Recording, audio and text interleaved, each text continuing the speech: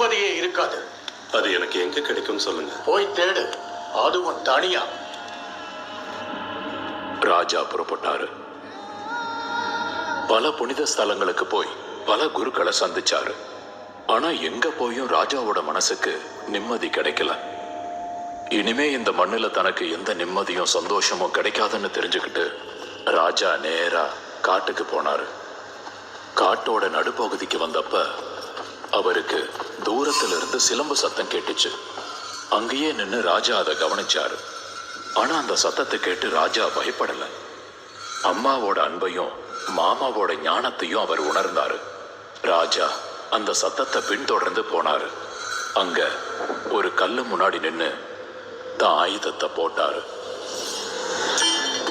அவர் கண்ணில் இருந்து ஆனந்த கண்ணீர் சிந்த ஆரம்பிச்சது. கைகள் தானா வணங்குச்சு. ராஜா மனசுல சந்தோஷம், தன்னையே மறக்கிற அளவுக்கு சந்தோஷம். அம்மா கட்டி தழுவுன மாதிரி, மாமா தட்டி கொடுத்த மாதிரி. அப்போ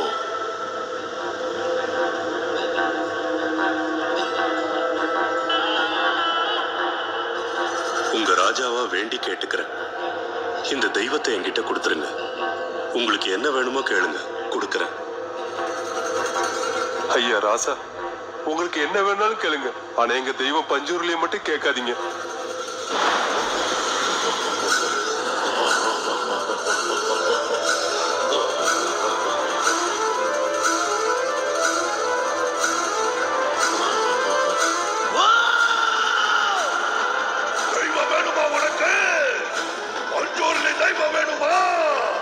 உன்னை தவிர எனக்கு வேற எதுவும் வேணாம் பஞ்சூர்லி. நாம கூட வர, ஆனா நான் இந்த ஊரை சேர்ந்தவன். உனக்கு சுக சந்தோஷம் நிம்மதி கொடுத்தா என் மக்களுக்கு நீ என்ன கொடுப்ப? நீ என்ன கேட்டாலும் கொடுக்கறேன்.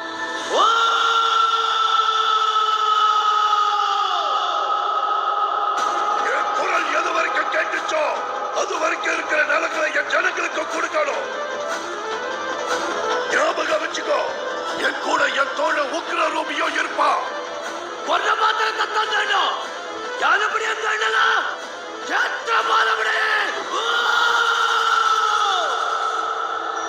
அப்படியே ஆகட்டும்.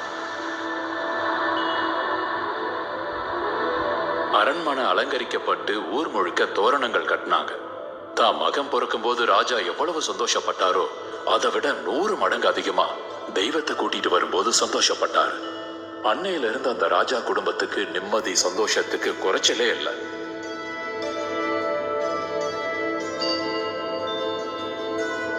ஊரோட தெய்வம் ராஜா கிட்ட போச்சு, ராஜாவோட இடம் ஊர்க்காரங்க கிட்ட போச்சு. அன்னையில இருந்து முதலாளியோட இடத்துல இருந்து அந்த பூஜையெல்லாம் ஆரம்பமாச்சு. அப்புறம் ஏப்பா அவங்க அந்த இடத்த திருப்பி கேக்குறாங்க? என்ன இருந்தாலும் அவர் நிலம் தானே, திருப்பி கேட்கறதுல தப்பு இல்லையே. நாம இருக்கிறது தெய்வத்துக்கு சேவை செய்ய தானே. நம்ம தெய்வத்தை விட்டுட்டு நம்ம எங்க போவோம்? மனுஷங்க பண்ற தப்பு என்ன தெரியுமா? இது என்னோடது அது என்னோடதுன்னு சொந்த கொண்டாடுறது. ஆனா அது எங்கிருந்து வருது எங்க போகுதுன்னு தெரியாது. அதை தெரிஞ்சுக்கிட்டாலே நிம்மதி தானா வந்துடும்.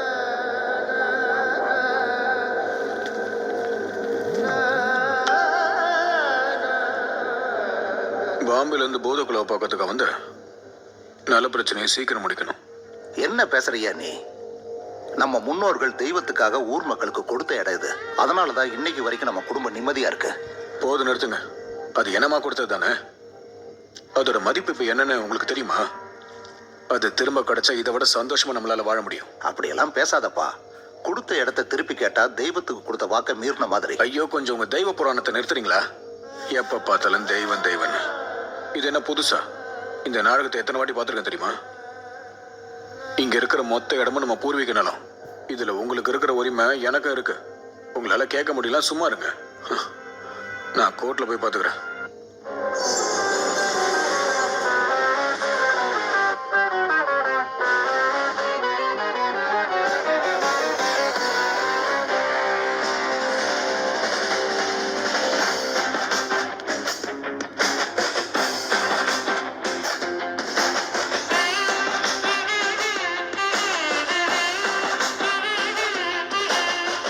ಗುಜರಾತ್ ಸರ್ವರ್ ಪಂಜುರ್ಲೆ ಗಗರಮುಲ್ಲೆ ಬರ್ಪೆ